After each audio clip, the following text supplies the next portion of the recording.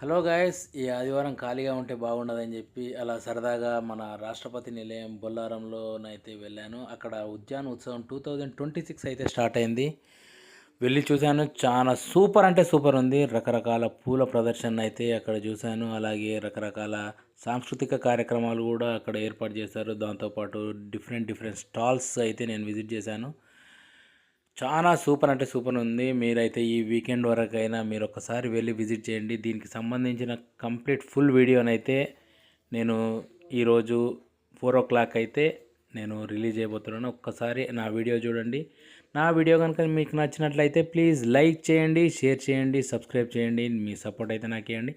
ఇలాంటి మరెన్నో మంచి వీడియోలు అయితే నేను మీకు ఎక్స్‌ప్లోర్ చేస్తాను. ఉంటాను.